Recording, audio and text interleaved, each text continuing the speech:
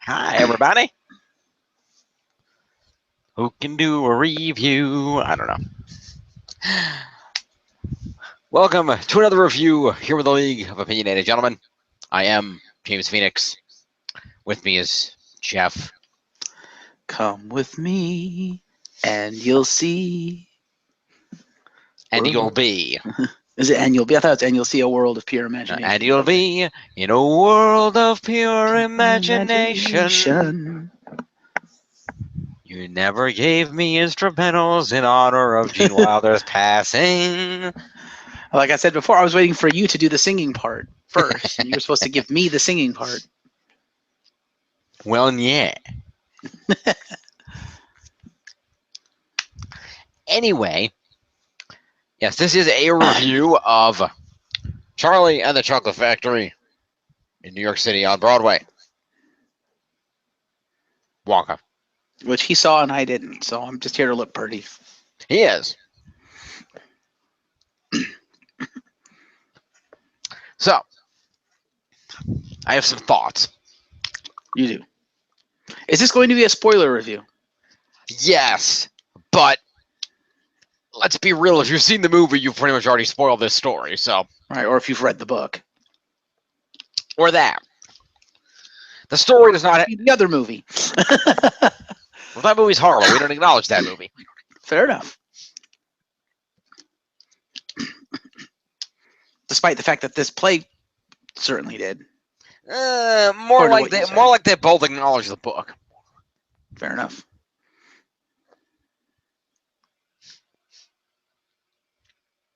I'm sorry, children. Maybe ask Johnny Depp. But anyway.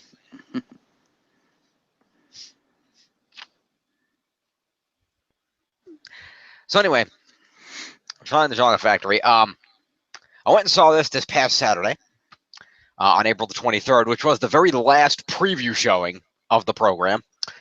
It did premiere on Sunday Saturday the 22nd I saw it, was the last preview showing. Sunday the 23rd was the premiere.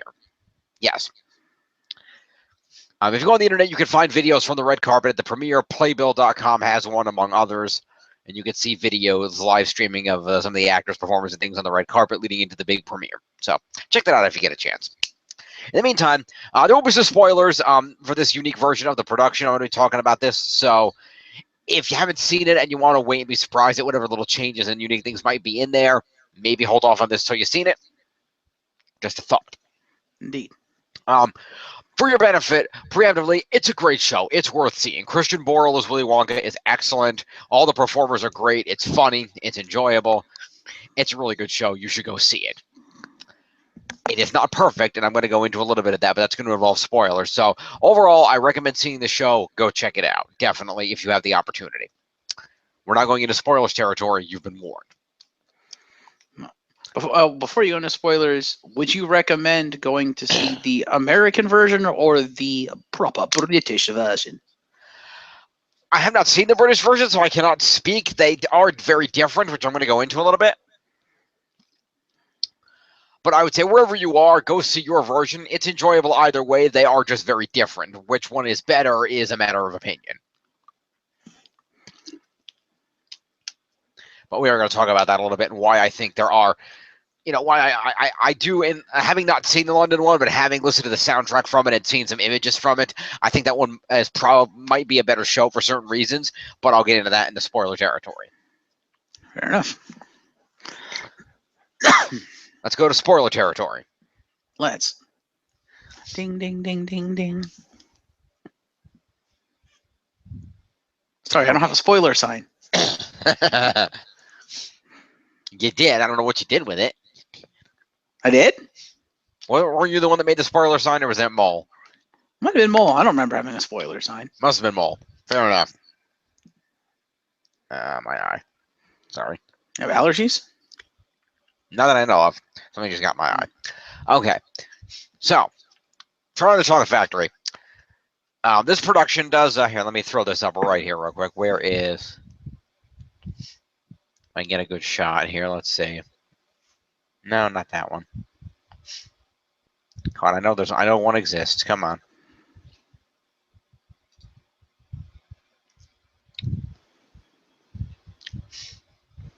Yes, yes, yes. Yeah, that'll work. Let's go with this one.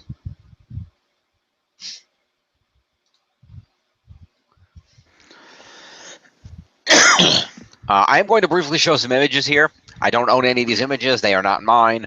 I am just showing them for the purpose of demonstrating the show. They are publicly available images on the internet. So let's pop this up here. So here's a nice shot of the cast.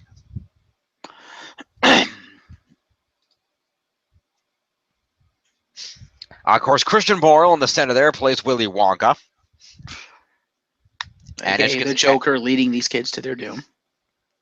kind of. Look at that grin. He's the fucking Joker. Yeah. On the right there, you can see Veruca and Mr. Salt, Mrs. Gloop and Augustus. Behind Willy Wonka there is Mr. Beauregard. That is Violet to his left, or his right, our left. Charlie and Grandpa Joe, and the TV's on the far left. And apparently Veruca Salt's father is fucking Fenrir Greyback. Something like that. Only for Harry Potter senior year, but I digress. So, there are some changes in this show from the version you might remember from the movie. It is heavily inspired by the Gene Wilder movie for the most part, but with some aspects taken more from the book or the Johnny Depp version, which is more loyal to the book, as I understand it.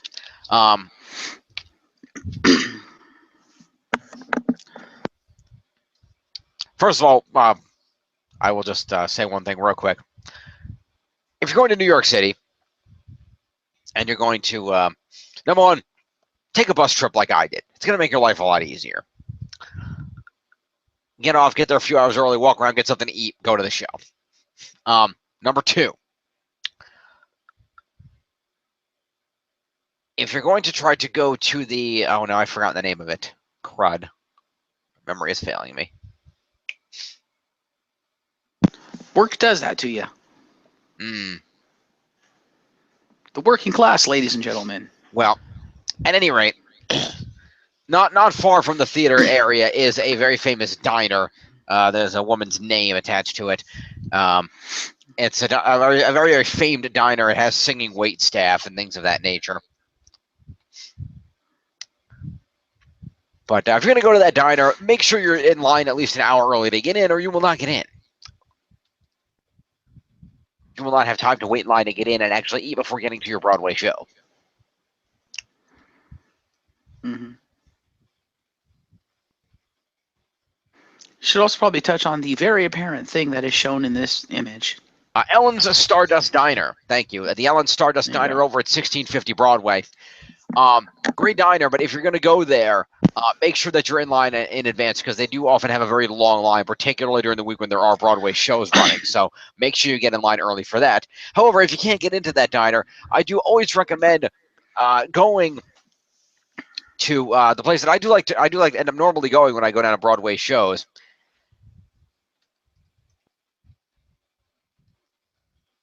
What's that?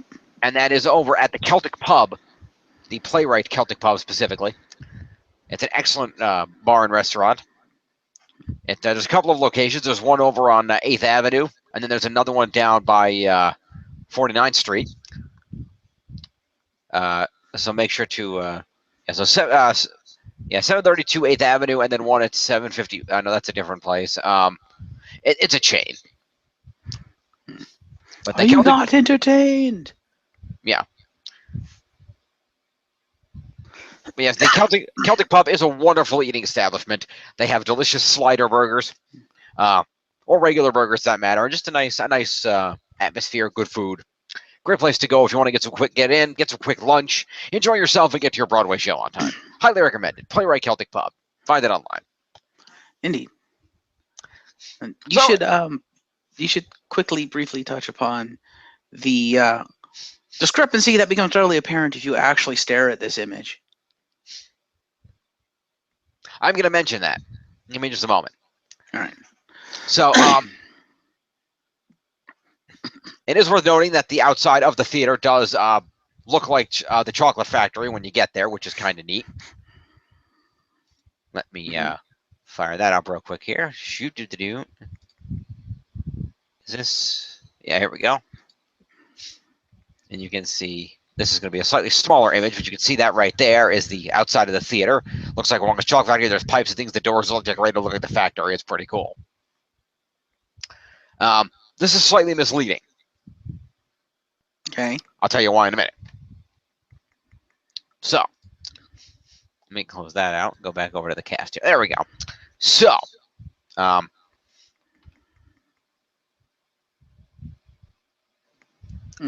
one thing, I was looking forward to this production. Knowing that I was going, I preemptively listened. The production was originally launched in London last year, this particular incarnation, and the soundtrack is available on YouTube and available on iTunes and other such media, so go check that out. Soundtrack for this one will be coming out in June if you'd like to get the Broadway soundtrack. I listened to the soundtrack to the London version, and I also looked at some pictures of the sets before I went. And the London production is very different from the Broadway production, so be aware of that if you're going to see this. And there's a couple of reasons for that. Number one, as you'll notice from this image, you'll notice that only Charlie Bucket is played by an actual child. As you can see, Veruca, Augustus, Violet, and Mike TV are all played by adults. And the reason for this, is, according to what the producer said, is they felt that because they did choose to go in a particular direction, loyal to the book, and using adult actors enabled them to be able to do that. Specifically, the ends of some of these children is rather gruesome. There's not that little line of, oh, I'm sure they're all going to be fine. They're not fine. So having adult actors allowed them to do that without horrifying people. And also, it allowed them to presumably save salary on having to have 2 to 3 actors per role, as the London one did, because unfortunately with children, you can only have them work so many nights in a week, so you've got to have 2 or 3 kids for every child role, much like there are 3 Charlies for this particular production.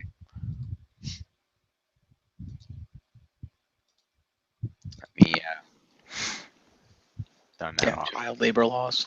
Yeah, so there is a limit to what you can do with that.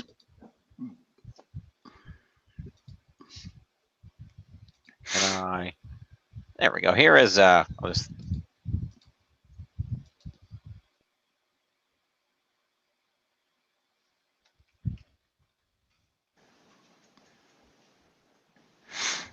What are you looking for? I got an image here. I'm gonna put this one up. Let me find where there we go. Let me open this back up again for 1 sec. You minimized it. I'm putting it back up. Calm down. So here is Christian Borle, who plays Willy Wonka, and these are the 3 Charlies. The one on the right in the orange shirt, that is Ryan Sell. He was the Charlie at the production that I went to. He was excellent. He did a great job. The other 2 young men are Jake Ryan Flynn and Ryan Faust, respectively. Ryan, and Ryan. Yeah, Ryan has to be in your name to be a Charlie in this production, apparently. But they are the 3 Charlies, so you'll get one of those 3 if you go see it. Also, I said it at the time, and I'll say it again. God damn, he looks creepy as hell. Well, he takes children into his factory and murders them, so yeah, that's kind of a given. So he's a cross between the Joker and the Riddler. I'm going to say at least he's not Johnny Depp. No, I think he's probably more creepy than Johnny Depp. No one's more creepy than Johnny Depp. Johnny Depp is the king of creepy. Fair enough. The only way you're going to get more creepy than Johnny Depp is if you get Crispin Glover. Who, by the way, you should check out in the new upcoming TV series American Gods. Unrelated promo. I may run an Origins on that. I have not decided yet. Fair enough. But anyway, so you go to see. So this is an excellent show. And like I said, they did choose to use adults for some of the roles. I know some people found that distracting. I didn't think it was a big deal. I thought they played kids just fine. And granted, I was up in the mezzanine. I wasn't right in front, but I thought it was believable enough that they were looking and acting like children. I didn't have a problem with it. So take that as you will. Other performers in the production include John Rubinstein, who is playing Grandpa Joe, Emily Paget as Charlie's mother, Mrs. Bucket, Ben Crawford as Mr. Salt, Kathy Fitzgerald as Mrs. Gloop, Alan H. Green is playing Mr. Beauregard. The wonderful Jackie Hoffman, well known for Broadway, is playing Mrs. TV and stealing the show, I might add. Trista Dollison plays Violet Beauregard. F. Michael Haney is Augustus Gloop. Emma Pfaffel is Veruca Salt. And Michael Wartella is Mike TV.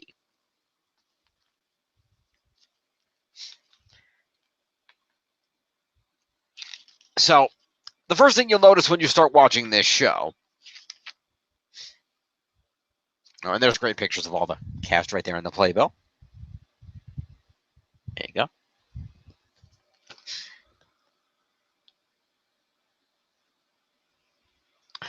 And,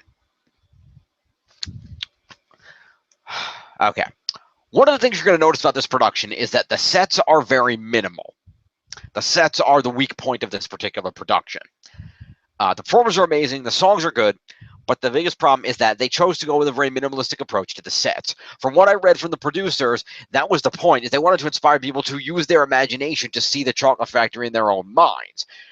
Clever idea, but I think the problem is when every other interpretation was a big, elaborate special effects extravaganza in both movies and the London version that not just me, a lot of people from what I read in the Facebook reviews looked up. Yeah, people were expecting more than that, and you kind of disappointed some people. Just saying. A lot of the sets are very minimalistic. There's a few things that slide in and out on tracks to be set pieces, but for the most part, it's just a blank stage with different set pieces coming in and out. It's not a lot of separate extravagant room sets or anything like that, like it was in some of the other versions you might have seen. So be aware of that going in. The sets are going to be rather minimal for this particular production. Not necessarily a bad thing because it's still an amazing show, but don't go in expecting big extravagant sets. It's not that kind of a show. If you've seen things like Wicked, you're probably used to these big extravagant things. No, you're not going to get that. Lion King, anything like that, no. So let's talk a little about the version here. This is a little different from the movie. There are some things that are not from the movie, some things that are different here, and different from the London production, I might add. One of the things is that they chose to, in this version, have a particular opening section of the musical. Whether this is because they wanted to give the lead more to do, I don't know. Who's to say? But the production opens with Christian Borle coming out as Willy Wonka and basically announcing that he's decided that he needs someone to take over his factory. He needs to find an heir. But and he sings the song "The Candy Man," which you may remember from the movie, which is originally sung by a man who owns a candy shop. And Wonka sings this song explaining how he's a candy man and he needs to find another candy man to take over his factory.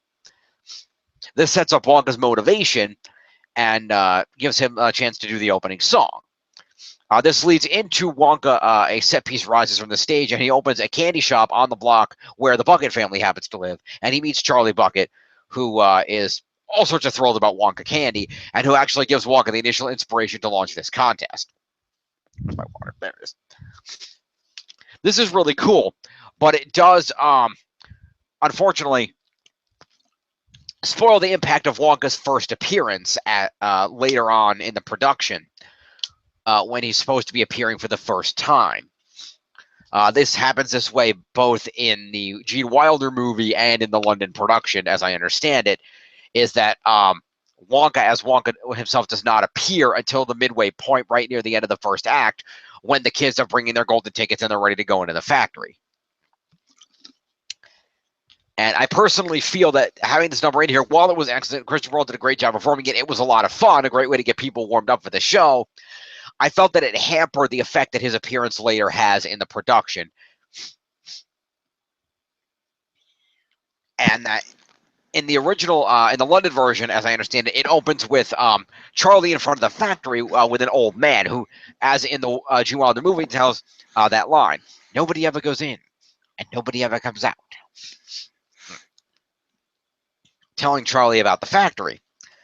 And this turns out to it's supposed to be Willy Wonka later on, but the audience doesn't know that it's Willy Wonka from the start. And that's why it's a big reveal for both Charlie and the audience later on, near the end, the very end of the movie. In that, I should say, at the end of the production, in that one of the London production, it's revealed that the old man was in fact Willy Wonka the whole time. Whereas in this version, we know from the word go that Willy Wonka's been talking to Charlie from the word go, and it's kind of inspired to potentially have him take over the factory. It's also, as somebody on the internet pointed out in the Facebook group, a hindrance to the fact that Gene Wilder went out of his way to set up that moment where he does the somersault when he first comes out of the factory, which does happen in this production. And that Gene Wilder came up with that idea, saying that, I want to come out with a cane and I want to fall over and then do a somersault, because from that moment forward, no one will know whether I'm lying or telling the truth. And while the opening number is really enjoyable, I do feel that the whole thing just hinders all that went into that moment of the Wonka reveal later on.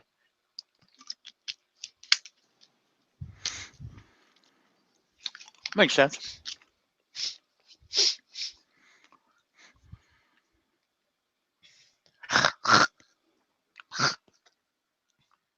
Sorry. You all right? I'm okay. Anyway, so after this, there is a setup of people singing about Willy Wonka and a little bit of a prize to Candyman. And Charlie goes home to his family, and we see the grandparents in the bed, which is a set that moves out that has the grandparents' bed on top, and then smaller stuff down below that Charlie and his mother can interact with as part of the house, which is a clever set design. I'll give them that much. Oh, by the way, I should note, I didn't mention that this, if you want to see this show, this is at the famed Luntfontein Theater, by the way. Okay. Home of such former productions as Disney's Beauty and the Beast and Disney's Little Mermaid, among many others.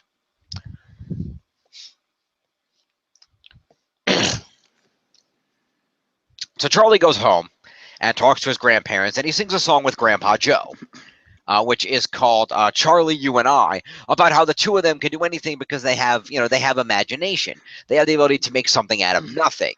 And even though they have nothing, they can make something out of it. And that's really special to them, which makes sense when you think about it.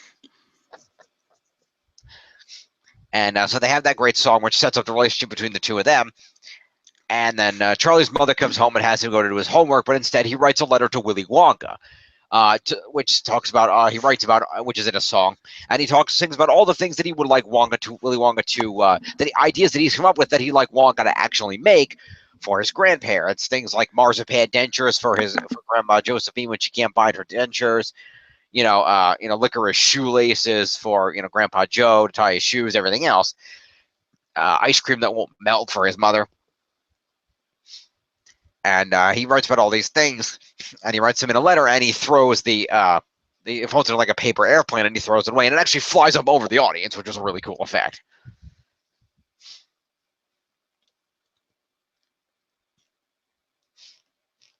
And this sets up Charlie's motivation of that he is obsessed with and loves Willy Wonka, and Willy Wonka's his idol, and that he's just generally a good kid who doesn't have a lot.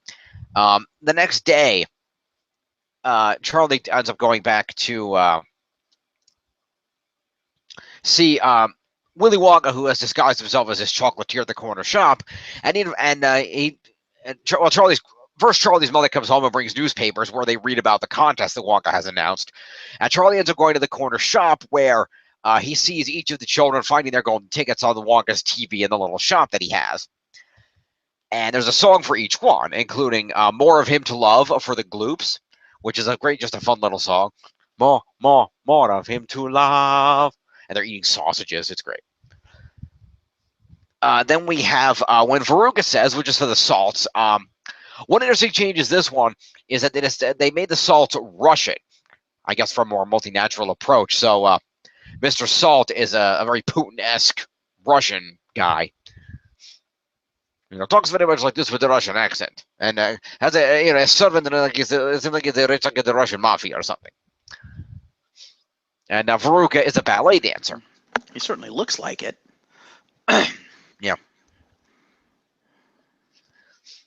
And so we see their song about how he's trying to please Veruca, and then we see that And when they do each of these, by the way, they have a round thing that is a series of small screens that they project onto. They do a lot of projection onto things, this which is cool.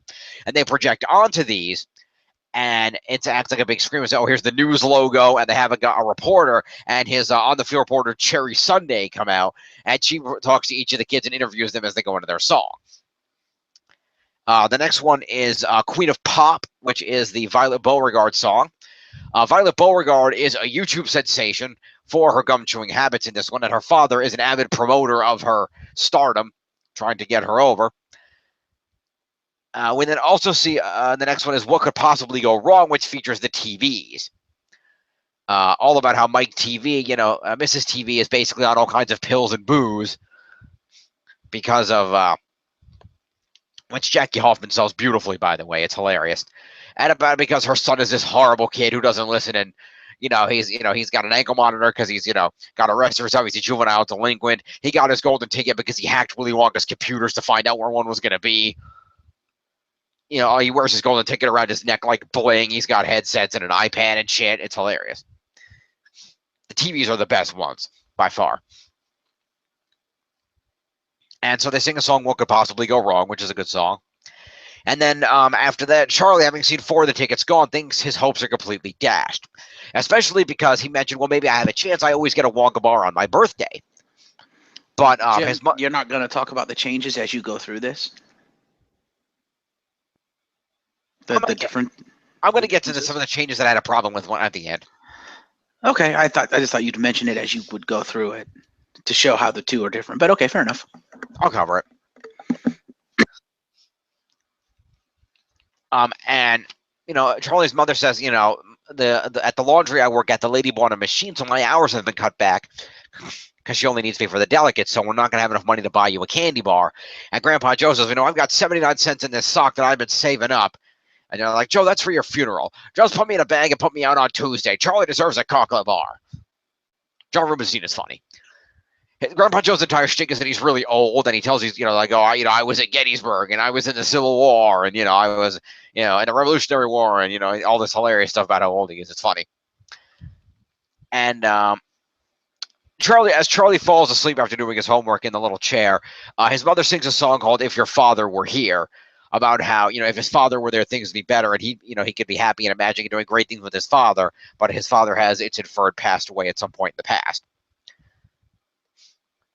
So throughout this entire thing, as Charlie's been talking to not Wonka at the candy store, there's been a recurring bit where it looks like he's going to give him a chocolate bar, and then he doesn't. And Charlie's like, I can't, it's just a shame, it's just a shame. I can't afford to buy a chocolate bar as much as I want one. Come over and he'll pick it up and be like, you know what, kid? You're absolutely right. That is a shame. I'll put it back on the shelf. Boral sells it wonderfully. He's great. And so eventually Charlie comes out, and he comes to the shop only to find that all the candy's been sold, and the proprietor is leaving, saying, hey, I've sold all the candy, and the shop's all closed up. I'm out of here. See you later, kid. But Charlie had been doing sweeping and cleaning for him to help him out. And he says, oh, by the way, you missed a spot over there by the register. And Charlie goes over, and he finds $1 by the register. And he runs out to try to find the proprietor, Wonka, but he's gone. And he runs into a woman pushing a shopping cart who's selling candy, who was formerly selling old vegetables, which Charlie was buying for their family to have for dinner. And he buys a Wonka bar from her, and he opens it up, and sure enough, there's a golden ticket inside. So he runs home, and he sings, I've got a golden ticket with Grandpa Joe. And they celebrate the golden ticket. I've got a golden ticket. I've got a golden sun up in the sky. It's a great song. It is a great song.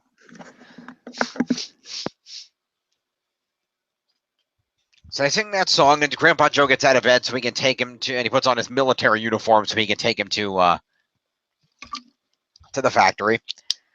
And we cut to the scene. We show all the kids arriving at the factory. Cherry Sunday interviews them each. And then the factory doors come, and the factory doors open, and Willy Wonka appears.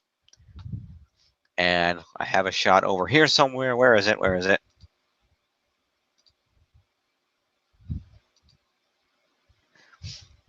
And we ended up with a scene that was somewhat like that image that I showed you before that had the whole cast in it. Was pretty much the scene at hand. Was they're posing during that song, which is the Act 1 finale called It Must Be Believed to Be Seen. Which is a great, beautiful song that ends the production. You mean the act, not the production. Yes, the end of the first act. Sorry. Thank you.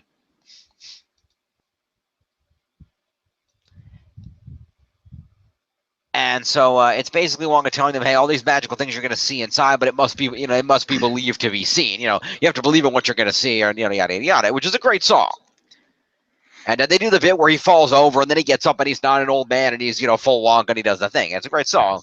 And they do a cool effect where the actual factory is this little building that comes out, and they all stand inside of it, and there's a smoke effect, and they all disappear.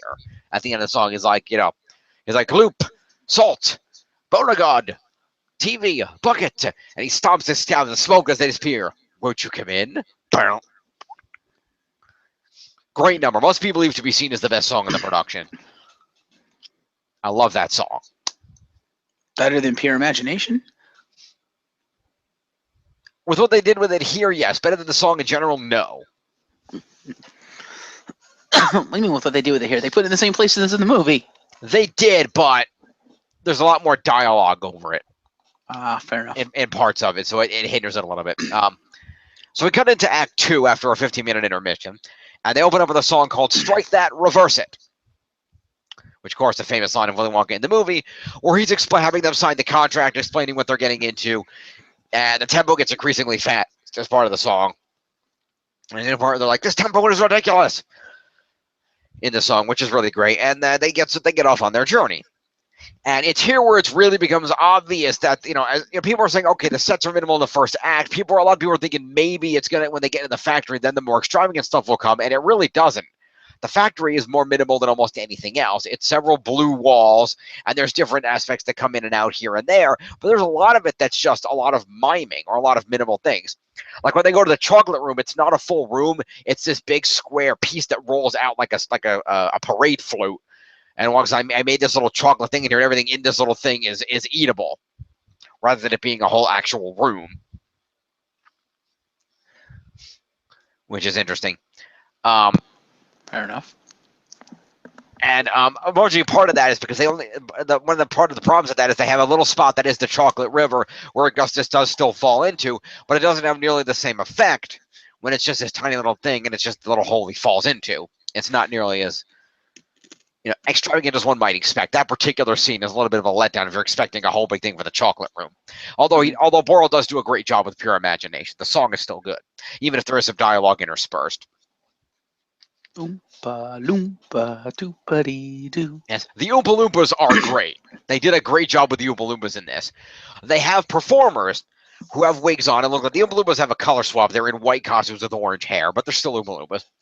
And they have wigs on and the makeup, and they've got these little bodies that are these puppet bodies that are attached to their heads, and they're wearing these dark purple pajamas that kind of hide them, and they can maneuver the puppets around, and the feet and arms are, I'm assuming, magnetic, so they can be stuck places on the body, so that they can use their hands to move the hands around, stick them here like this, and then grab the feet, move the feet around, so it looks like they have full body range of motion when they're dancing and moving around. It's really cool.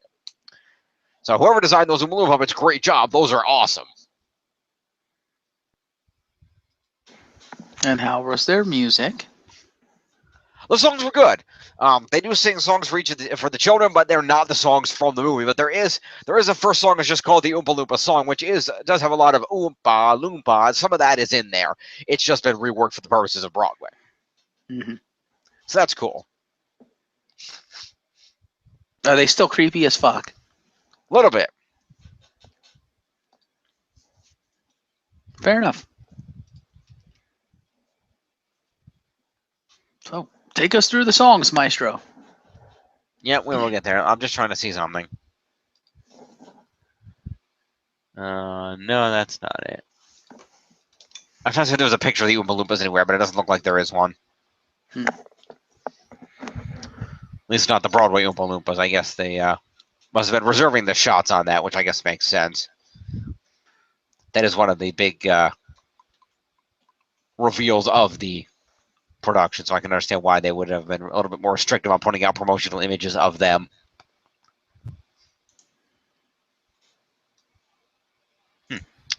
Anyway, so as we go through the factory, we see a variety of rooms.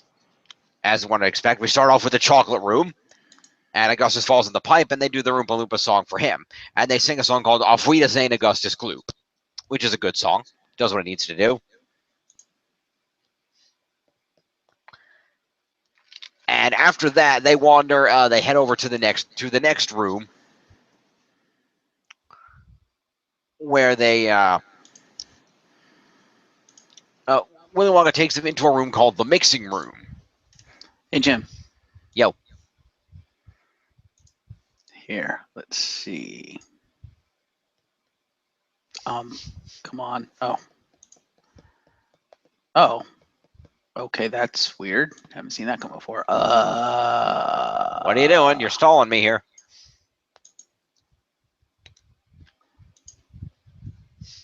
All right. Can you see that? Oh, let me see where you are. Hang on. I see myself. It's only showing the. Okay, hang on. How do I turn the stupid thing off? Okay, that went off. There's a new UI for the screen share, so I'm trying to figure out. Oh, here. That's click the the screen one share, I and then want. click the window you want to share. That's the one I want.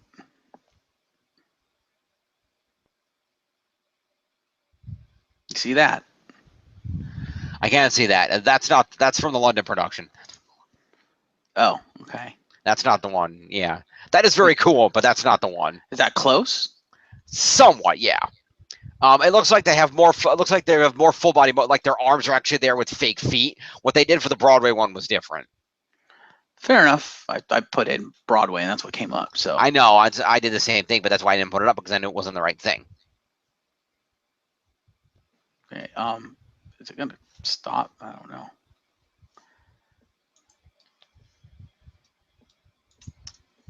How do I get this to stop?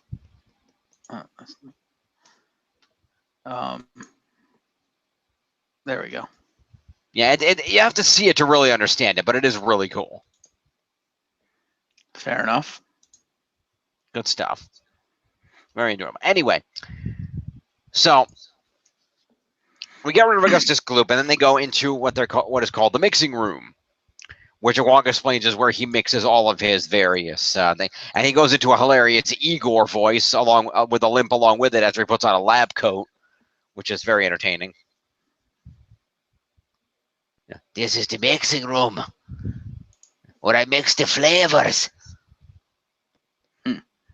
It's both creepy and awesome simultaneously. Fair enough. Here we go.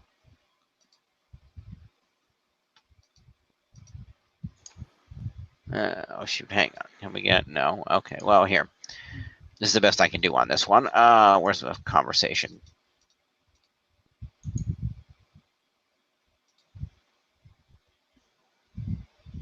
Here is... you fire this up. You can kind of see this, maybe. That is the mixing room.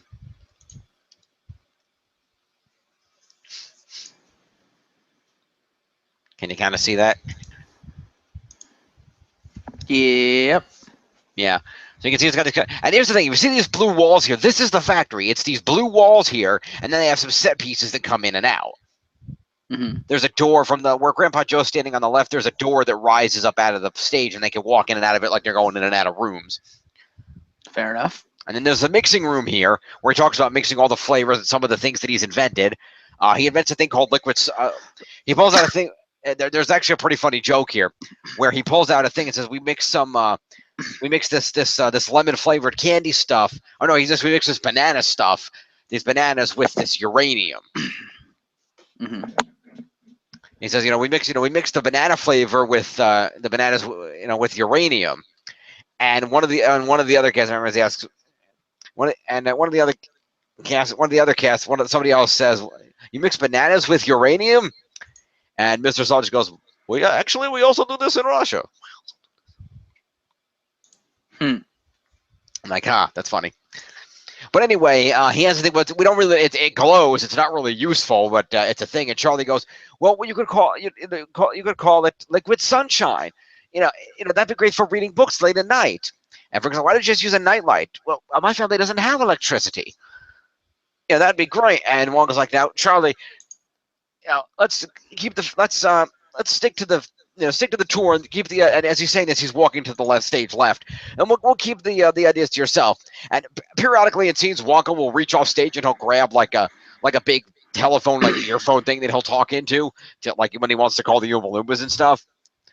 And as he's saying this to Charlie, like, let's not worry about the ideas like liquid sunshine.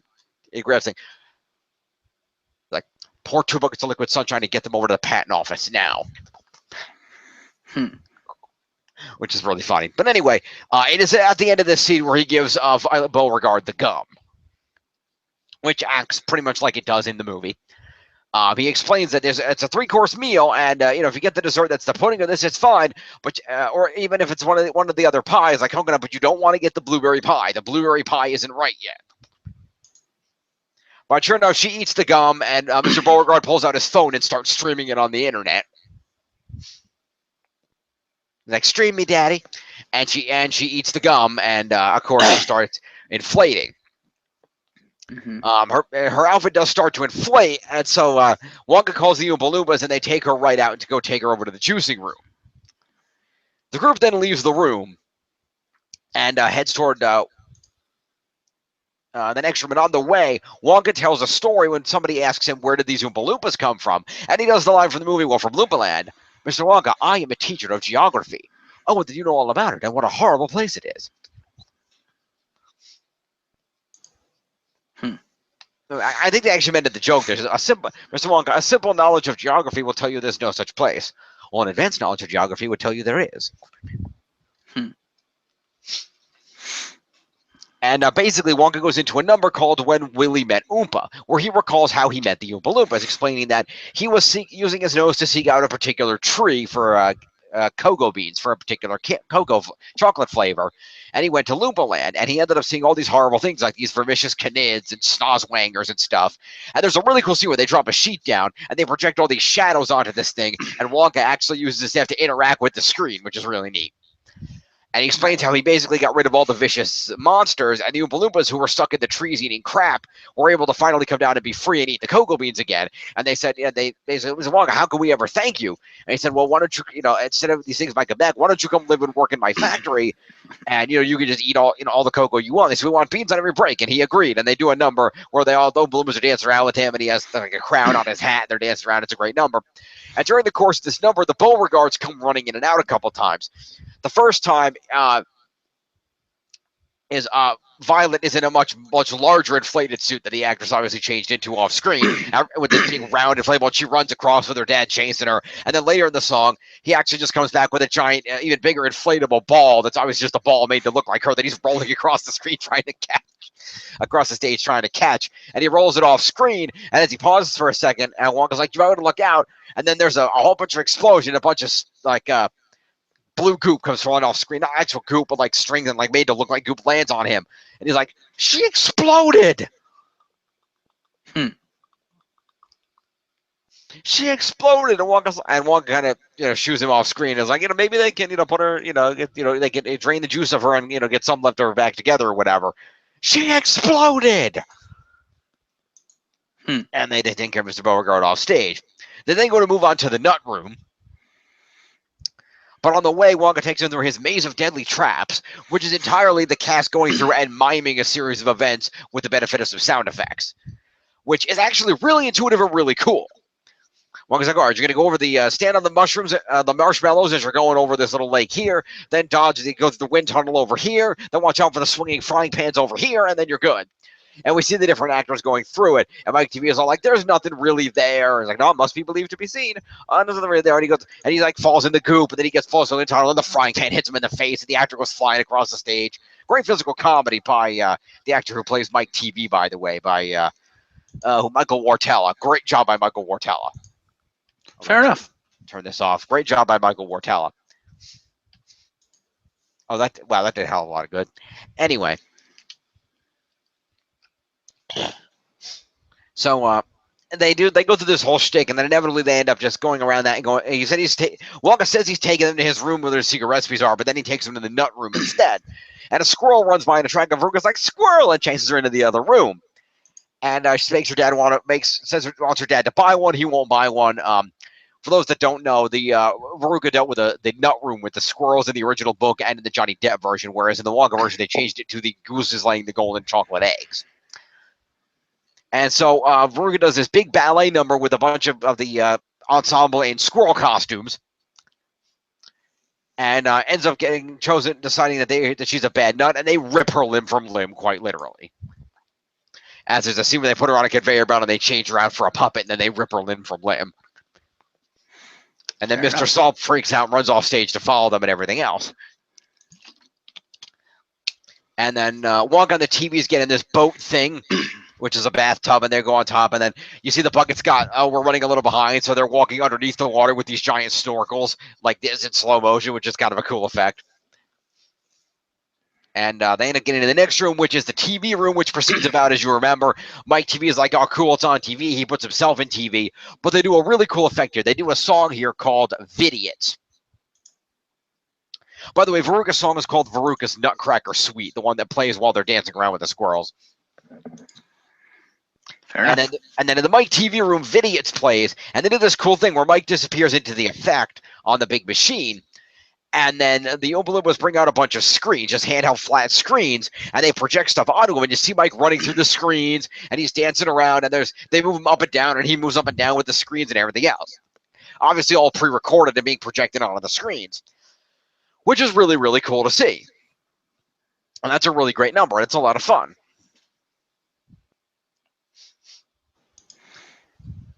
Okay. And so they, after this, we get to the end of the tour. I probably mentioned a couple of funny things, by the way, real quick. Let me finish and then I'll go. And they end the tour. Wonka does this thing where, oh, Charlie, here's a gobstopper, kid. That's your reward. Enjoy it. And Grandma Joe gets mad and yells at him. He doesn't actually say the Gene Wilder line, the famous meme line, but he still does yell at him. What? You fail. You get nothing. Good day, sir. Yeah. Fair enough.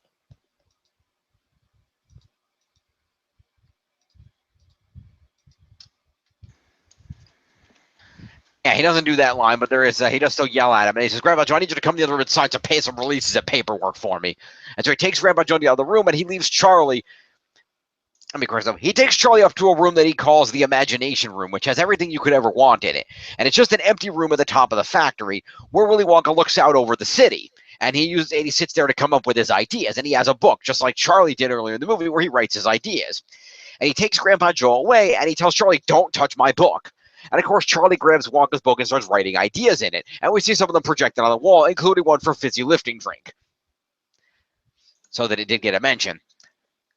And he writes all this stuff down, and Wonka comes back, and he's like, you did it, Charlie. You won. I knew you'd write the ideas down. And he tells him, this is great, Charlie. Let's, we're going to celebrate. I knew you were the one to do what I needed to do. And they get into the glass elevator, which rises from the stage there's a lift under it, and it rises up. And they bring in the sets that look like the city around them down below. And they sing the song, which is The View from Here, which is a very quiet, soft song that kind of brings everything home. As Wong talked about, I'm showing you the view from here because of you, unlike a lot of these other people, like these hellacious other kids, understand why it's important to, see the view from here. You understand why this is an important thing. You understand the beauty of this and why it is what it is. And I will show here real quick. Let me open this up. Screen share. And you can see here, that is they're in the glass elevator, and that's the model town underneath them there. Nice. Indeed, and they sing the song "The View from Here," and then the booth comes down, and the set changes back to the front of the factory as they move some pieces around, and they basically, they agree to go inside together to begin their work, and thus ends the production. And they come back out and they take their bows one by one. Charlie comes out dressed in a Willy Wonka costume, having been made an official chocolatier, and the crowd sings a short reprise of the Candyman as they take their bows to end the production. It really is an amazing show, despite the minimal sets. I do highly recommend you go, as I mentioned, I do highly recommend that you go see it. It really is enjoyable. It is an excellent production.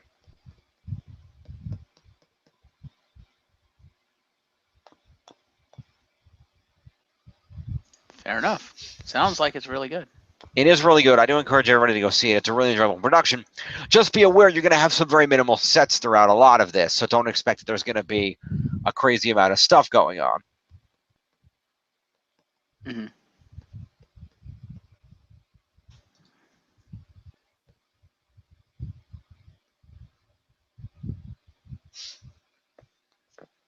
But it is an incredibly enjoyable show. Now, what I will say, as I'm going to go back here, as I said, definitely a great show. Enjoy it. It is a little bit long, so be aware of that, but it is really a fun show, and I encourage people to go see it.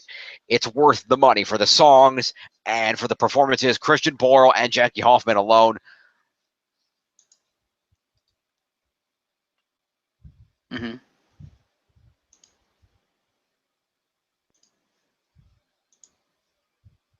Jim, you okay over there?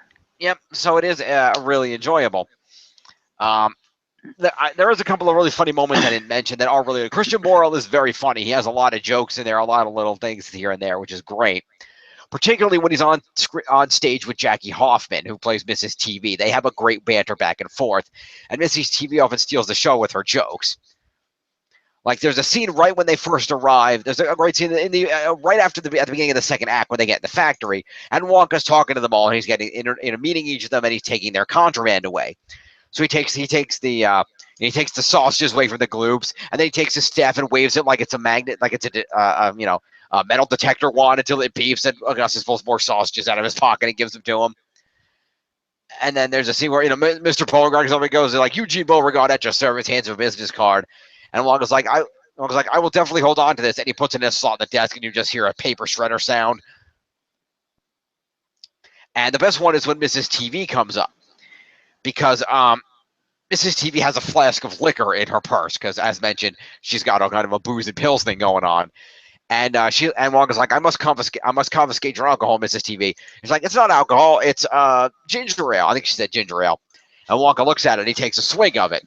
And I'm not joking. He takes a swig of it and turns toward the stage, and he does this. If I can do it right. I can't hit the falsetto that Christian Borle can hit, but he kind of does this. He's standing here on stage right, and he's facing left. And he turns to the audience, and he goes, so basically, if I'm on the stage, he's kind of standing like this, and he kind of goes like this. And I will always love you. Wow! She's like, it's my own home brew. You should come and see my factory sometime. And Wonka just kind of like throws it onto the stage or off the table.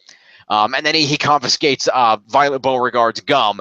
And there's a scene where he pulls it, or he goes to take the gum from her, and he ends up pulling this giant pink streamer out of her mouth. And there's a big thing where it's kind of like it sticks. So he crumbles up and he tries to throw it off stage like he's doing with everybody else's stuff, but it's sticking to his hand and it won't throw. So he just sticks it under the desk. So just great jokes of Christian Borle, funny little impressions, little innuendos here and there.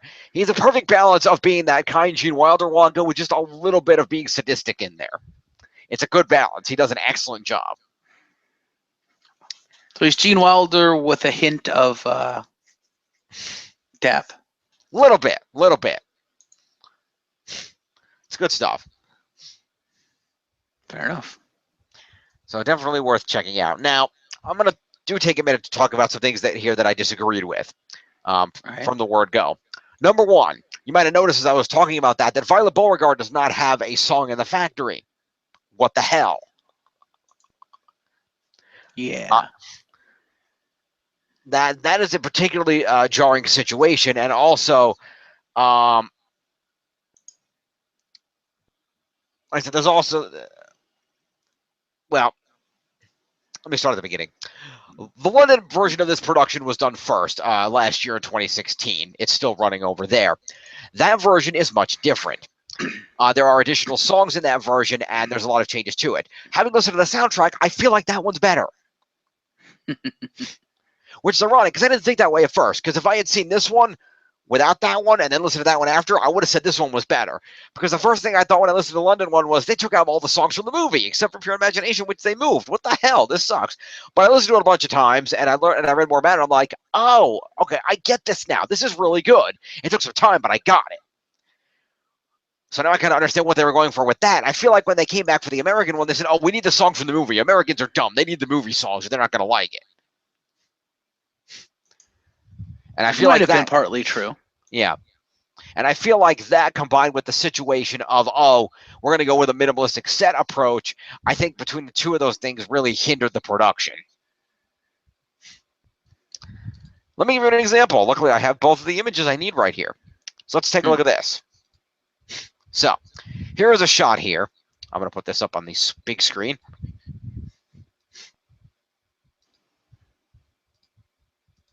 This here is a shot of the Bucket House as seen in the Broadway production here. This is during the Golden Ticket number, as you might notice by the Grandpa Joe walking around and them singing the song.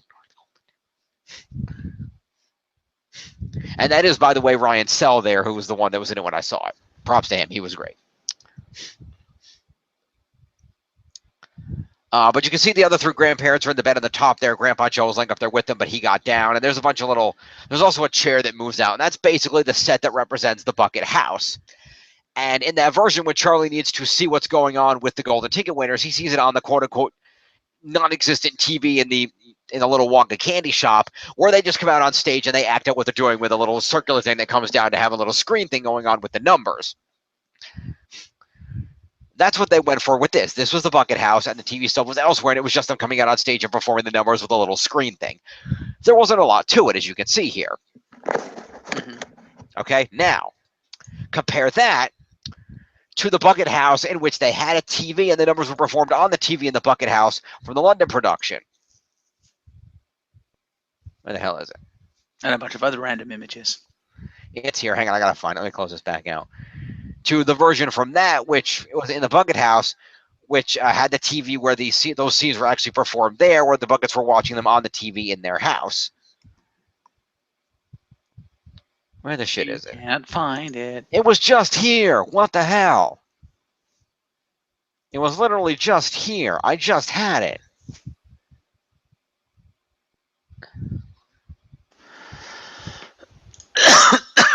I scrolled up for that one. The other one was like right below it. It's here. Hang on a minute. Sorry, folks. Live, everybody.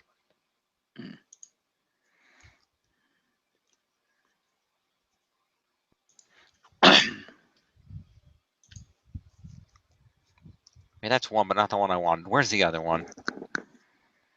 It's not that far. Come on. Help me out here.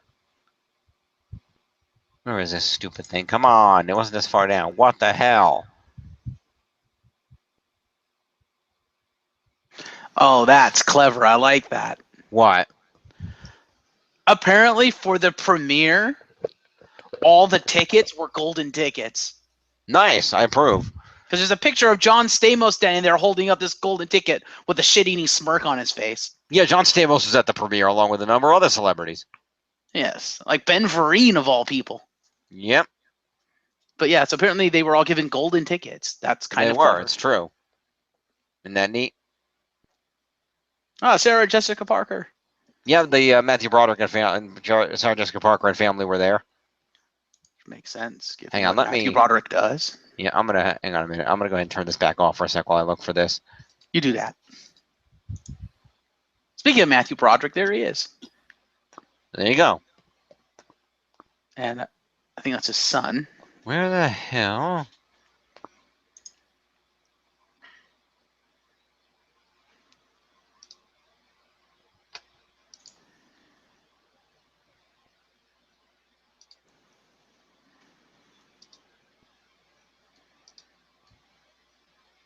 I'm still trying to look up some images, see what I can find. I got a tiny version here. Hmm.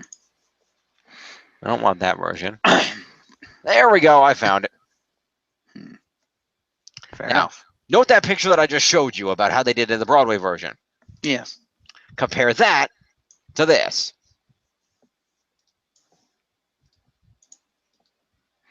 Okay, then. A full set of the Bucket home. You can see the grandparents laying in the bed down below with Charlie and his mother sitting there against the bed as well. And you can see that there's actually a giant TV screen behind them that's representing their TV that they're supposedly watching in front of them. And the other actors are actually coming onto that from behind the stage and performing their number within that TV set. Yeah, I also love that they fucking Sound of Music the Gloops, and Mrs. Gloop has a giant ass fucking rack. Well, she does in every version. That's how that works. How is that Sound of Music? You see the background? Yeah, kind of. Fair enough. The hills are alive. Yeah. Now, granted, the way they did it in the Broadway one, they did have more room on the stage to move around and work, but I still thought this would have been a cool effect to see. Yeah.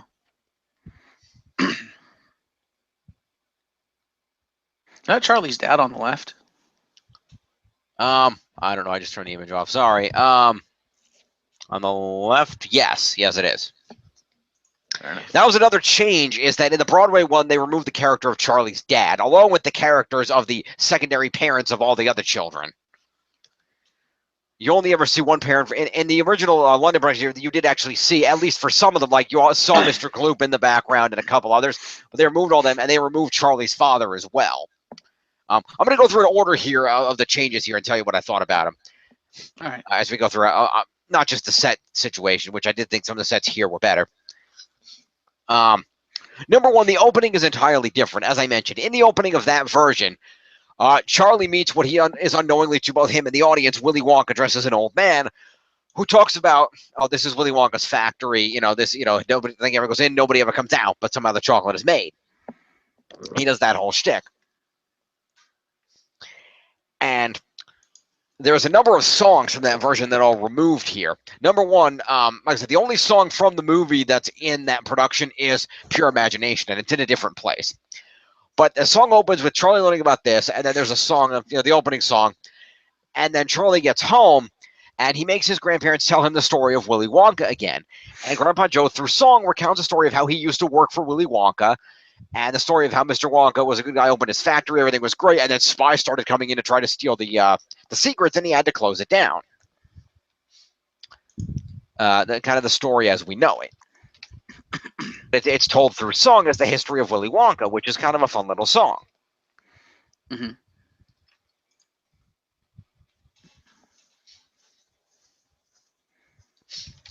And they unfortunately kind of removed that song, which I've sent loaded. There's also a song before that called Almost Nearly Perfect, which is kind of in the same vein as You and Me, Charlie, about how we don't have much, but we've got enough, and it's perfect for us. The letter from Charlie Bucket is intact, as are the songs that the first two songs of the of More of Him to Love and When Veruca Says are still intact, minus the removal of Mr. Gloop.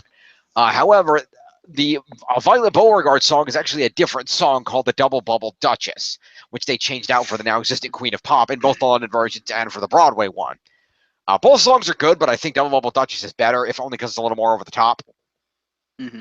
And the Double Bubble Duchess, the Double Bubble Duchess, Violet Beauregard's the name. Great song. And then there's also a different song for the TVs, which is called It's TV Time. Which was replaced by What Could Possibly Go Wrong.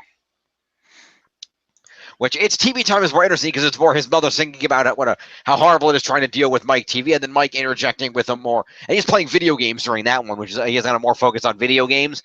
And he cuts in with a song about bang, bang, shoot, kill as he's playing the video game interspersed with his mother's song, which is interesting. Following that, there is the song there's a song, If Your Father Were Here, which his mother sings in the Broadway version, but it's actually called If Your Mother Were Here. And what they've done with this one is because Charlie's parents are both alive, but because they both have to work to support, they're never home together. And the idea is they use the song to kind of show the passage of time as his parents go in and out and each sing a verse of the song. If your mother were here, if your father were here. Going back and forth about how they each wish the other were here. It's a really beautiful song. It's still very, very well done in the Broadway version by Emily Paget. Full credit to her. She sings it well. But they did this weird thing in this number where, like, I guess the ghost of Charlie's dad comes in and she does a dance number with him. It's really freaking weird. I didn't understand that at all. I feel like the original version of that was a little bit better. Then there's a song called Don't You Pinch Me, Charlie, which Grandpa Joe sings in place of the Golden Ticket song. Don't you pinch, if I'm sleeping, don't you pinch me, Charlie. I don't want to wake up from this golden dream. Which, admittedly, the Golden Ticket song is better. I'm going to give that one to the original. Golden Ticket song is better. I am glad they brought that one back.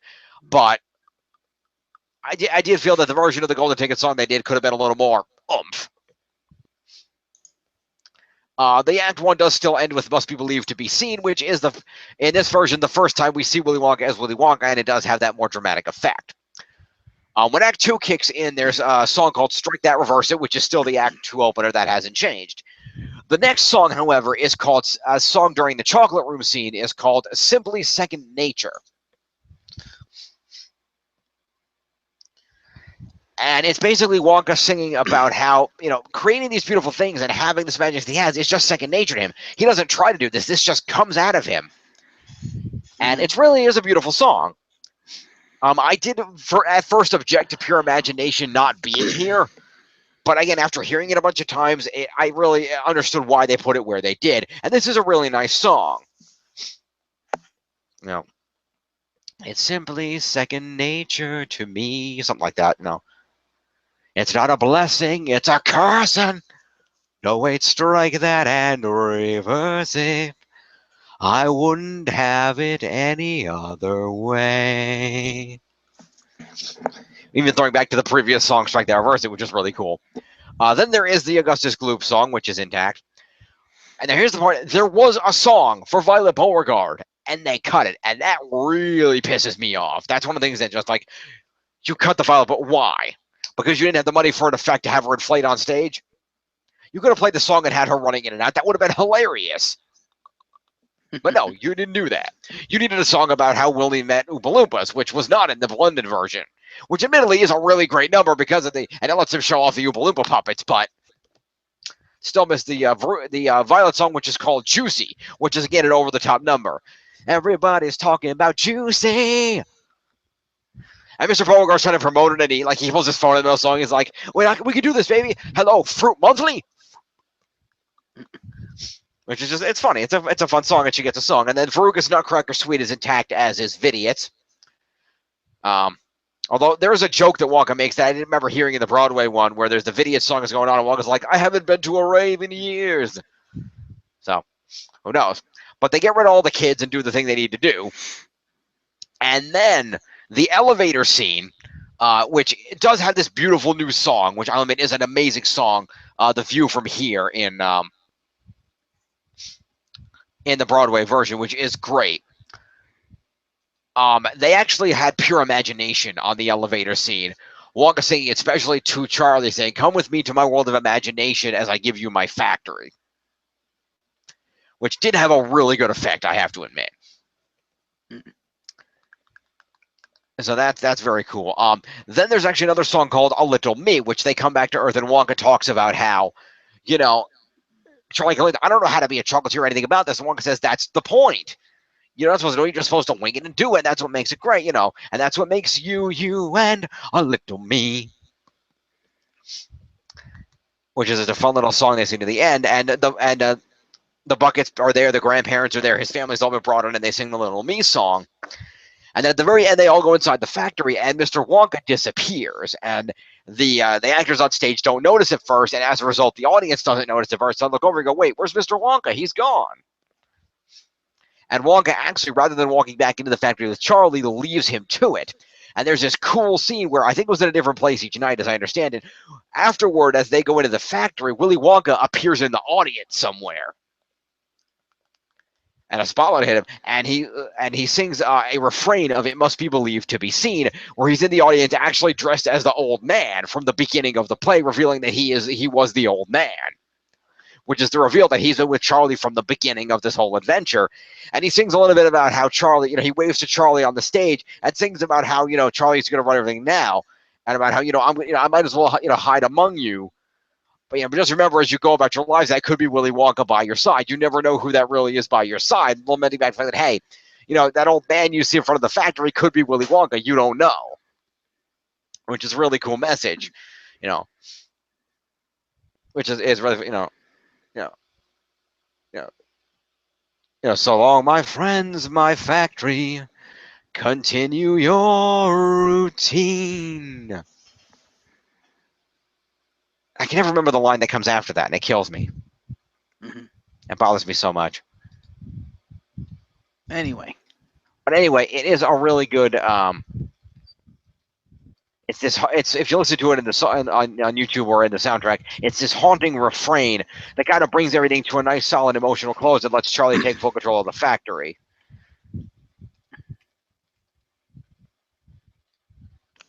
And I think that would have been, I think that bookmarked with the original beginning, but they had to remove that ending because without the beginning, it didn't make sense. And because they chose to have Wonka come out at the beginning and ruin the whole reveal later, which admittedly it was fun to see him in the candy shop and there was some fun jokes there, but I truly feel that the other version would have, with the original of him as the old man, and then at the end would have been better. I think that would have been a better version, in my opinion. you want to fly to London and go see the London version now, don't you? I kind of do, but that's never going to happen. So I'm just going to have to live with it, but that's okay. I have the soundtrack, and that's good enough.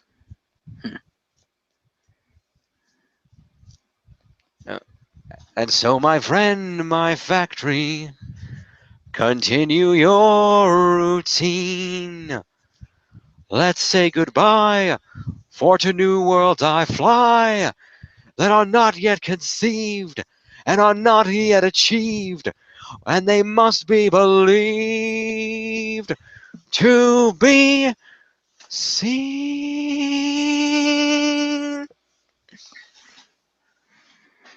It's a great haunting refrain. You should all go to YouTube right now. If you go onto YouTube, the original soundtrack is on YouTube. You can go listen to it.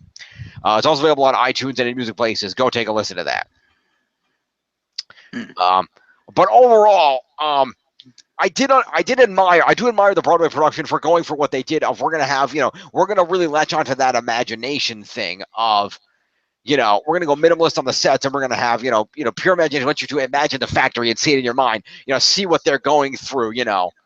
Because that was always Wonka's intent, is that you could be one of those people. And the whole view from here song at the end kind of cements that as the message of the Broadway version. Here's the view from here. Here's the imagination room where I imagine things. The whole shtick is supposed to be that the important part of being a chocolatier and understanding the world of Willy Wonka is that it's all in your mind. It has to be something that you experience. It's not something you're going to see. It's something you experience, something that's around you, that's a part of you. And that really is a great message, and I admire Broadway version for going for that, and they succeeded in getting that message across. But because of the existing preconceptions of most of the people going to see it, or at least not most, but because a lot of people did, most people enjoyed it and loved it. But because of some of the preconceptions, some people went in expecting something that wasn't there, myself included. The lack of extravagant sets and some of the slight changes to the production. They simply went for a different message than the one that the London one went for. And they both achieved their message as well. I happen to think that if I saw it, I would enjoy the London one more. But a lot of people might enjoy the Broadway one more. And it is still a great show in its own right. And it does stand on its own. And I do encourage everyone to go see it, like I said. It is playing at the Luton-Fontaine Theater. Tickets are available now. So do go check that out. You could buy one of these or some other T-shirts. Some of them have the logo on right in the front. For $30. Yeah, the T-shirts are $30. Bring money if you're going to buy some of the concession stand. You can get a $30 T-shirt. You can get a $20 replica collectible golden ticket. You can get yourself some magnets. You can get yourself some other stuff. There's a whole variety of things. They do not have any actual Wonka candy, which sucks. They also, obviously, because the thing just did premiere, they don't have that big book where they normally put the images of the production in it. They don't have the soundtrack. Some of the stuff you would expect isn't there yet, so just be aware of that. But they do have T-shirts. They do have sweatshirts. They have magnets. They have the collectible golden tickets. They have a bunch of other things at their little... Well, they probably have it now because the premiere was last weekend, so... The premiere was Sunday, but they need time to actually take the pictures from it and make that book up, and the soundtrack doesn't come out till July. June. Soundtrack comes out in June. It takes time. There's production time involved. So, because I'm not going to go through the effort to make it all, that effort to make it all that if the show's going to bomb. So they got to give it time to see if it's going to succeed. Which I think it has. It's done great. It's a great show. But that's neither here nor there. So definitely go check that out. So, Willy Wonka, definitely worth going to see. The cast is all wonderful. They are great. In particular, by the other thing is that because all of the other kids are adults, it makes Charlie look all that much more innocent and all that much more relatable and likable by the audience. So that's another great effect of that, I should add. And that's a great segue for me, really quick. Okay. Boom. Oh, yeah, the cast shot. Good. There's your cast, ladies and gentlemen. Yep, there they are. Enjoy that. That is the Gloops on the right. The three Charlies in the center. Wonka and Grandpa Joe behind them. That's Charlie's mother there. And then on the other side, of course, the Beauregards in purple and black. That's Mike TV in the front in his sweater. Mrs. TV behind him. And those are the Salts on the far left. I think they did a good job casting because most of them, well, all of them except for Augustus, actually looks young compared to the parents. They do, which worked out, which is why it was hilarious. I was watching the Playbill red carpet of this, and they were talking to Mike TV over there. Mm-hmm. And it was just I had this hilarious reaction because they were interviewing him, talking about the production, what it's like to be in it and everything. To the Michael Wartella there, talking about what it's like to be in the production, do all this stuff and everything, and about the role and the different things involved in the character. And he's standing there and he goes, he's like, yeah, I was, when it comes to doing the role and everything, I was talking to my 8-year-old son about it. And I'm like, wait, what? I'm like, you really are older than you look. Okay, then. Dude, you don't have to be that old to have a kid. No, but I'm just saying, given that he only looks about 25. He could be 25. He could be 25, but that would he had a kid at like 16, which is not impossible, but not common either. Yeah. That's all I'm saying. I'm guessing he's probably about 30. That's probably accurate. Let's see.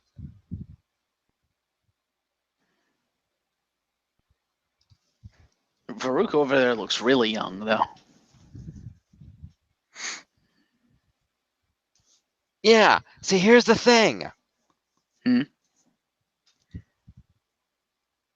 here's the crazy thing about that. Okay. Let me see where the hell. Is that the same Michael Wartella? I'm not even sure.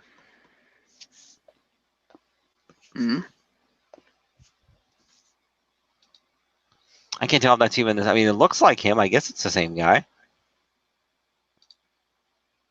Okay.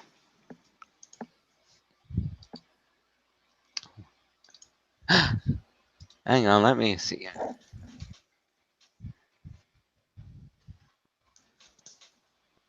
Let me see here. Let me look at this. Because if Google's right, then wow. Also, is it me or does Augustus Loop over there look like Dudley Dursley? A little bit.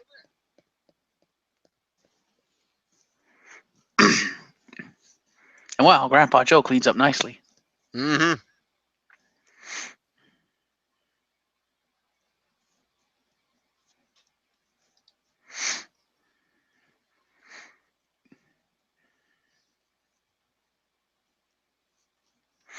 Hang on a minute. I gotta see. Whoa. Stop jumping around. Hang on a minute. And the guy that plays Mr. Salt is tall as fuck. Jeez. He is. That actor actually previously played Shrek in the Shrek musical.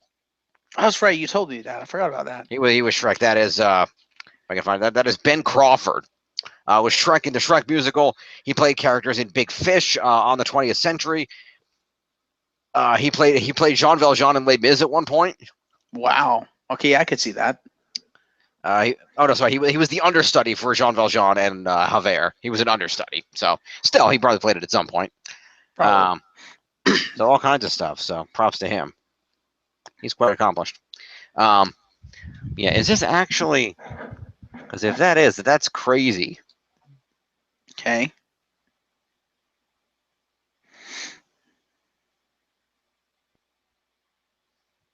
See, it doesn't mention any. See, there's only to a page on Wikipedia of M. Wartella, but I don't know if it's the same guy.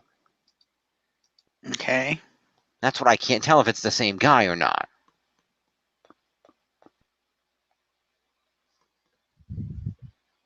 Well, one of the last things on the page should be talking about Charlie and the Chocolate Factory. You know, that's the thing. There's no mention of him on Broadway at all, and that's why I'm thinking it might be a different dude. Well, Well, when Google brings up a picture, it kind of looks like him, so I don't know. You fail at your job. Shut up. I'm working on it, huh?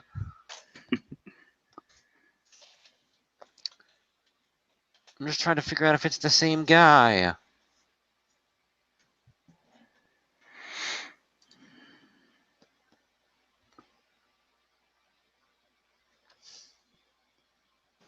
Because before I say something that's crazy, I want to make sure that I'm accurate. Excuse me.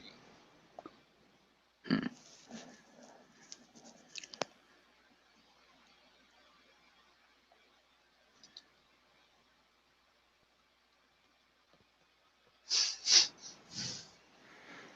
on, open up. I want to confirm this. You're not much on there. Ha! Someone made an IBDB.com. Really? Oh, yeah, that's a thing. Internet Broadway database. Yep. Wow, he's been around. Who? Michael Wartella? Yeah. That's the thing. If it's the same dude, he's 40. That was why I was a little bit unbelieving on that, trying to confirm it. But apparently he's 40. If he is, props on him.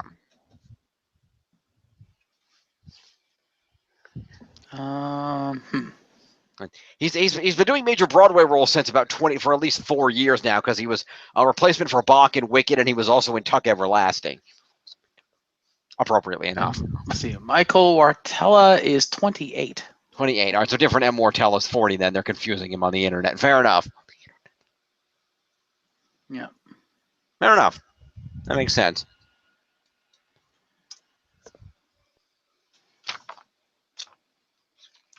You know, they did a good job getting characters that at least look reasonably, you know. Wait, no, I think he's a little bit older than that. Let's see. So it'd be, it's about 3 years more. So he's actually 31. Okay, this is an old page. This was 3 years old. Fair enough. So he's actually 31. So I was right. He is about 30. You're about right, yeah. So that makes sense.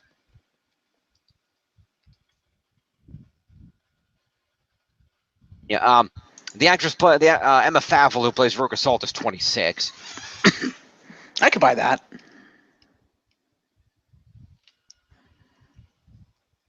Live research, ladies and gentlemen. Pretty much, we do this.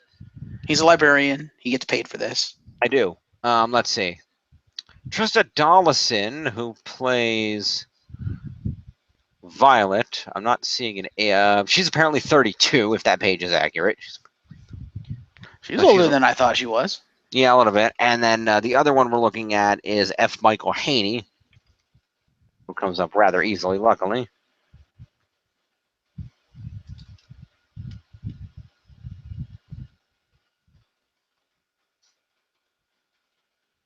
Okay. Who, by the way, did you happen to look up at a close-up picture of F. Michael Haney, by the way? Why? The Augustus actor. Why? Because just looking at him and his face and his facial structure, I swear to God, they cloned him from Kevin Owens. He looks just like Kevin Owens without the beard. Kind of. Well, he does have facial hair. Yeah, a little bit, but not nearly as much as KO. No. I'm just saying. I can see that. You mean before KO cut his hair? Yeah. I could see that, actually.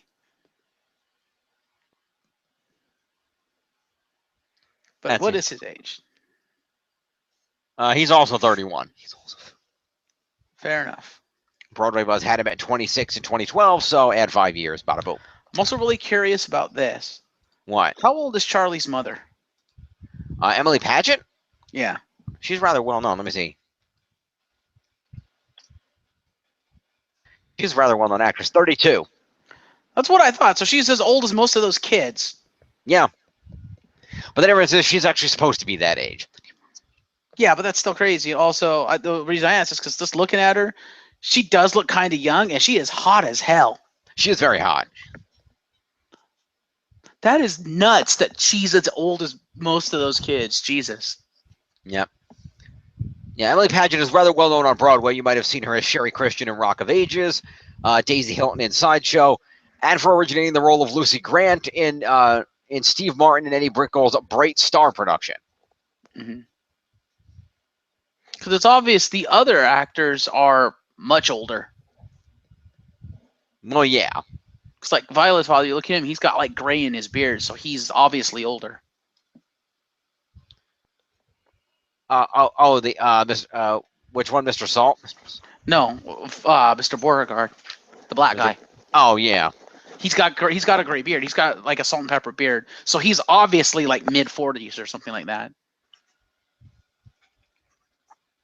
Doesn't necessarily mean anything. If it's in the beard, yeah, it means he's a little bit on the older side, a little on the midlife side there. Could be, but not necessarily.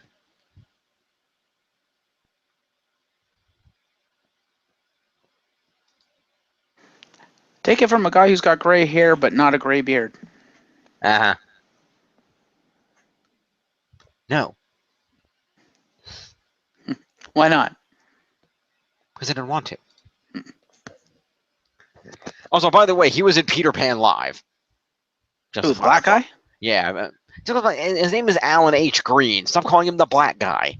Fucking racist. I didn't know what his name was. We know it's been well established in videos on all our channels that you're really racist against black people. Stop it. No, I'm not. You totally are. No, I'm not.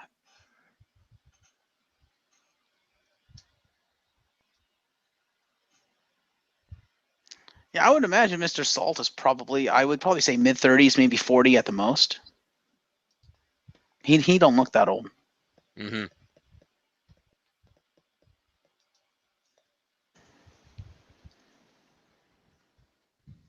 Yeah, I'm not sure exactly, but I know he's done a few things, so I'm not entirely sure in the case of Ben Crawford. And Mrs. TV over there looks like some middle-aged woman going through a midlife crisis. On Jackie Hoffman, she's rather old. She's been on Broadway forever. She's very well known. Fair enough. She's definitely at probably bare minimum in her early 60s. Fair enough. Yeah, and Mrs. Gloop doesn't look that old either. She looks maybe like 40s. Yeah, she's about right for the character. Then obviously Grandpa Joe, he's probably like 60, 70, Ben Crawford, Mr. Salt, is also 40. I think. No, wait, that's the wrong thing. Hang on. Never mind. That's not the actor. Yeah, well, given how much Ben Crawford's been around, I'm assuming he's probably in his 40s somewhere. Yeah, I don't know. That was something else. But actually, hang on. Not quite. Let me see. Shrek star Ben Crawford. Okay, let's see. No, I know. There's obviously Mr. Willy Wonka over there is a relatively young dude. Yeah. I would say probably late 20s with him, maybe 30. Yeah, he's not particularly old, no. But actually, interestingly, I know.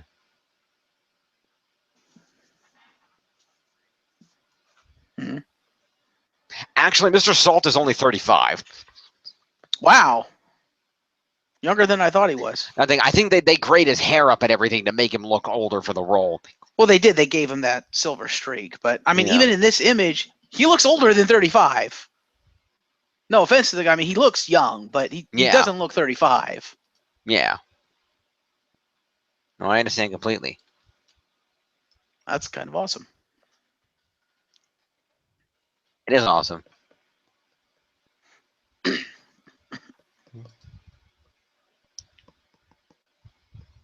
That's also insane that most of the people in that photo are the same age.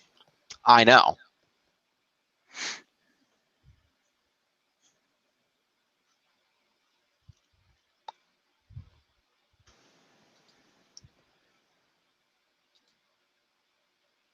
Yeah, I can't seem to find anything on Mr. Beauregard. I'm not sure on him. Mm-hmm.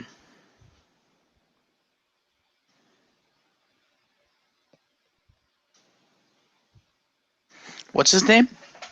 Alan H. Green. He's got IMDb credits back to 2005.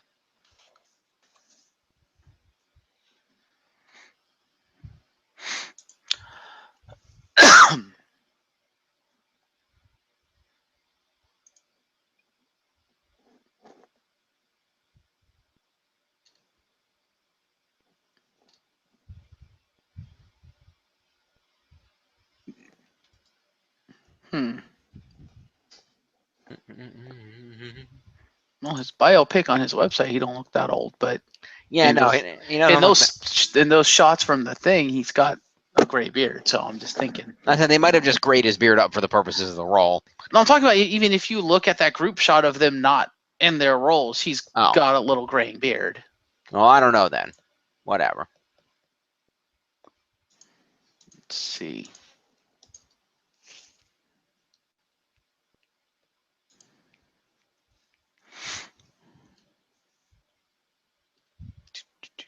Yeah,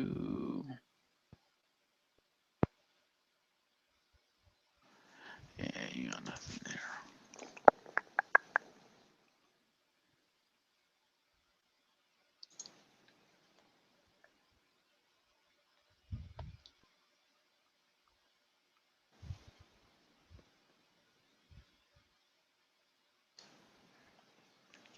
We're not going to worry about that. We've been on the air long enough. Fair enough. But overall, it's a great show. The actors are all wonderful, like we were just talking about. Go see them all. They're great. And you will enjoy this production. It is a lot of fun. If you like Trying the Chocolate Factory, go in with your imagination open. Don't go in with a closed mind and expectations. Go in saying, I'm gonna go see, this imaginative adventure, and you will enjoy it. I promise.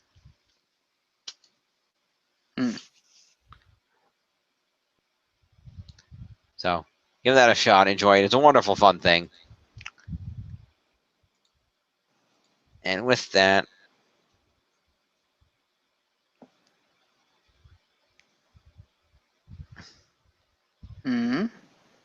that's nothing. Turn that off. Anyway, so this has been a review of Charlie and the Chocolate Factory on Broadway. Like I said, go check it out. You'll enjoy it. It's a lot of fun. Sorry we ran so long, but it's worth it to talk about this. I do love going to Broadway plays. I will be buying the soundtrack when it comes out in June, and I'm going to try to get the London one too. Right. Charlie and Chocolate Factory is always awesome. Yes. So definitely check it out. It's worth a visit. So, thank you for joining me. Absolutely. You're gonna come back on camera for the finale here. Oh, am I not on camera? Whoops. No, your search is on camera. Oops. I didn't even realize I still had that up. There we go. Yeah. Sorry about that. Live, everybody. At any rate, thank you for joining me, Geoff, and listening to my ramblings about this show. Hey, it's fine. I heard it once. I can hear it again. As I said, the shows are different. There's some slightly different songs, different message, but overall, great show nonetheless. If you're in London or in New York, go and see it. You'll enjoy it. It's a lot of fun. It's a fun adventure. Again, full props to Christian Borle. He does a wonderful job as Willy Wonka. It really ties the whole show together. See it for him alone. If nothing else, he'll make it worth your while. So I'll give it a shot. I will be back with more reviews another time. We'll be doing our usual Fantasy Log wrestling video come Saturday, so stay tuned for that. Well, tomorrow night, so stay tuned for that. And we'll see you next time for more reviews. Peace.